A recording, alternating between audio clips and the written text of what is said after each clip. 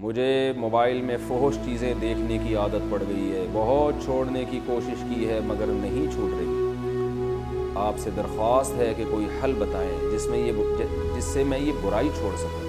میں عہد کرتا ہوں کہ آئندہ نہیں کروں گا مگر پھر گناہ ہو جاتا ہے۔ کیا اس طرح میری توبہ قبول ہوگی؟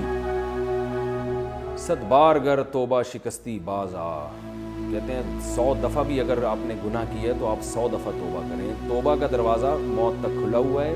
آپ گناہ کر کر کے تھک سکتے ہیں، اللہ توبہ قبول کر کے نہیں تھکتا۔ شیطان کرتا ہی ہے کہ پہلے تو گناہ کرواتا ہے، پھر جب انسان توبہ کرتا ہے پھر گناہ کرواتا ہے، پھر توبہ کرتا ہے گناہ کرواتا ہے، تو پھر شیطان کیا کرتا ہے؟ آدمی کو مایوس کرتا ہے، ابے تو کرتا ہی رہتا ہے، چھوڑ، توبہ سے کوئی فائدہ تو ہے نہیں۔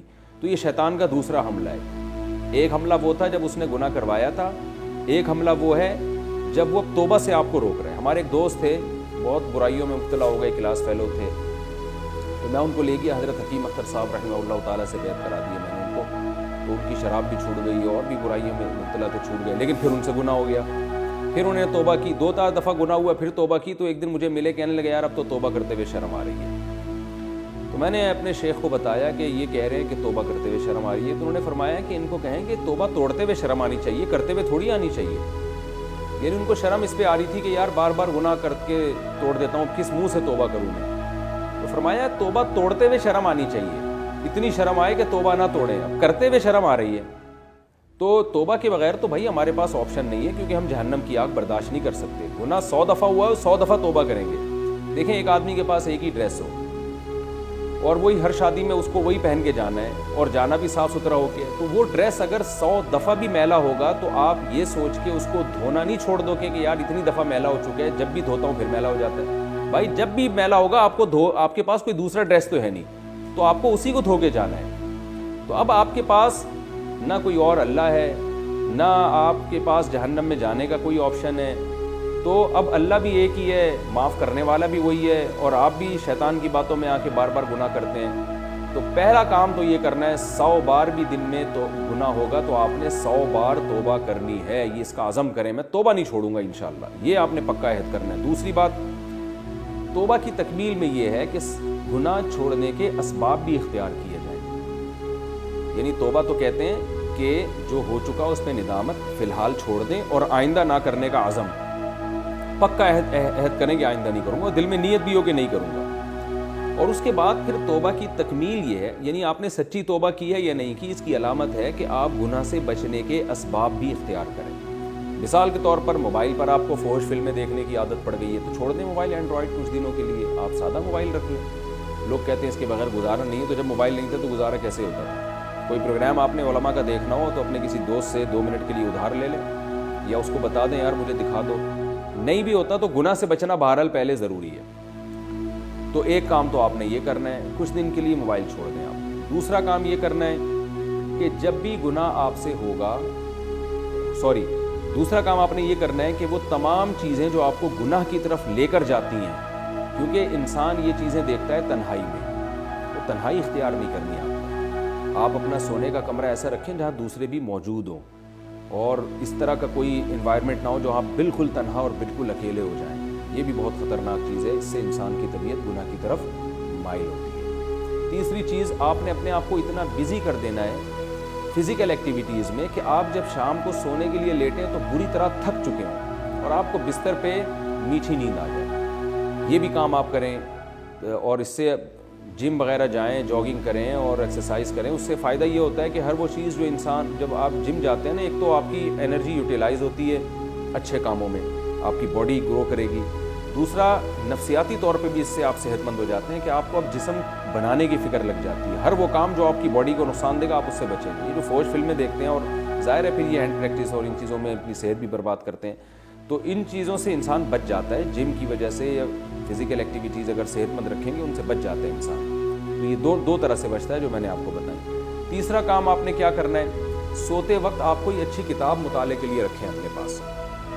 پتہ نہیں تیسرا نمبر ہے شاید چوتھا نمبر ہے میرا خیال ہے، کہ آپ نے کوئی اسٹڈی کے لیے کوئی کتاب اپنے سرہانے رکھنی ہے، کوئی دلچسپ کتاب ہو، کوئی تاریخی کتاب ہو، اس کا فائدہ ہو، آپ کو معلومات ملیں، تو سیرت کی کتاب پڑھ لیں، کوئی بھی دلچسپ کتاب، وہ کتاب پڑھتے پڑھتے آپ سو جائیں گے، آپ کو نوبت ہی نہیں آئے گی اس زندگی کی طرف جانے کی۔ 5वां काम آپ نے یہ کرنا ہے کہ اگر آپ کنوارے چھڑے چھاٹ ہیں تو فوراً سے پہلے شادی کرنی ہے اور کسی کی بھی نہیں سننی اس میں آپ نے. اگر آپ کو اللہ نے وسائل دیے, آپ کو رشتہ مل سکتا ہے تو کسی کی بھی نہ سنیں آپ. اور اس میں ماں باپ کی اطاعت بھی جائز نہیں ہے, بلکہ اللہ نے حکم دیا ہے کہ گناہ سے بچنے کا, اگر گناہ کا خطرہ ہو تو پھر تو نکاح واجب ہو جاتا ہے, تو فوراً سے پہلے آپ نکاح کریں.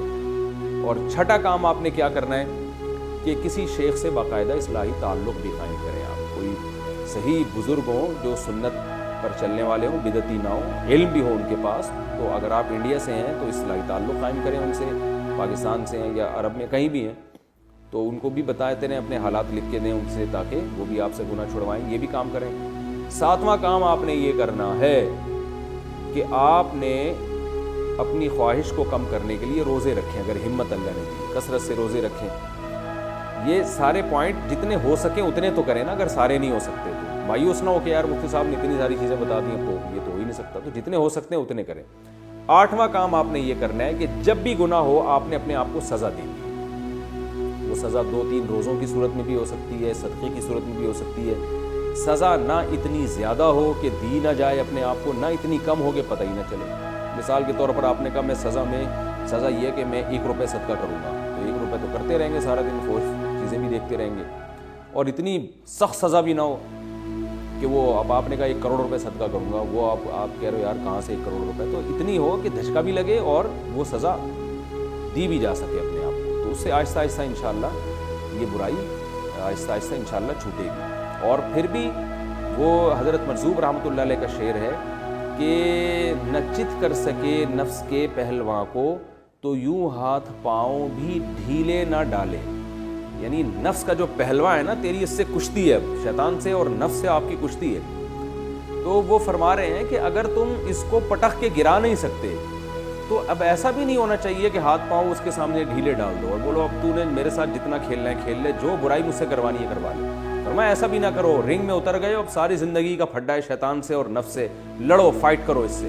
تو کبھی وہ دبا لے, کبھی ایسا ہوگا وہ تجھے گرا کے گناہ کروا لے گا, کبھی تو دبا لے, کبھی تو بھی تو پٹخی دے کے گرانا اس کو, تو چلے گا, چلو کھیل ہو جائے گا نا, دونوں طرف ہونا چاہیے. اب آج تو نوجوانوں ہتھیار ہی ڈال دی ہیں, شیطان ان کو گناہ کرواتا جا رہا ہے. تو اس لیے ہمت کریں, انشاءاللہ یہ گناہ چھوٹ جائے گا. لیکن جن گناہوں کی لت پڑ جاتی ہے وہ جلدی نہیں چھوٹتے, وہ آہستہ آہستہ ہی چھوٹتے ہیں. تو مایوس نہیں ہونا ہے, چھوڑنے کی کوشش کرنی ہے. اور اگر کوئی اچھے نفسیاتی ڈاکٹر آپ کے جاننے والوں میں ہیں, اچھے ہوں جو دیندار ہوں, کیونکہ بعض ڈاکٹر خود آج کل لوگوں کو الٹے کاموں پہ لگا دیتے ہیں, اللہ تعالیٰ پناہ میں رکھے, ہینڈ پریکٹس وغیرہ پہ خود ڈاکٹر بھی لگا دیتے ہیں. تو یہ تو نیچرل نہیں ہے, اس سے بہت صحت خراب ہو جاتی ہے. اور کہتے ہیں کوئی صحت خراب نہیں ہوتی, جو صحیح ماہرین ہیں وہ کہتے ہیں اس سے صحت پہ اثر پڑتا ہے,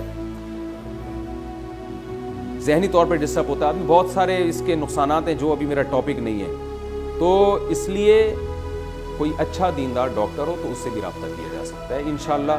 اور پھر دعا بھی کی جائے, سب سے اہم چیز. تبلیغ میں اگر وقت لگا لیں گے تو بھی بڑا فائدہ ہوگا انشاءاللہ آپ کو. تو آہستہ آہستہ یہ انشاءاللہ آپ سے فحش عادات چھوٹ جائیں گی اور آپ کو بہت اللہ اجر دے گا. کیونکہ جس زمانے میں جو گناہ پھیل جائے نا اور کوئی اس گناہ سے بچے گا تو پھر اللہ کے یہاں اس کی ویلیو بہت زیادہ ہوگی. کیونکہ قرآن کہہ رہا ہے وَقَلِيلٌ مِّنْ عِبَادِيَ الشَّكُورُ, میرے شکر گزار بندے تھوڑے ہیں. تو جو تھوڑی چیز ہوتی ہے اس کی مارکیٹ میں قدر ہوتی ہے نا, تو اللہ کے یہاں بھی اس کی قدر ہوتی ہے. جو تھوڑی چیز ہوگی اللہ بھی اس کی قدر کرتا ہے. شکر گزار لوگ, یہ گناہ سے بچنے والے لوگ, فحش عادات سے بچنے والے لوگ تھوڑے ہیں.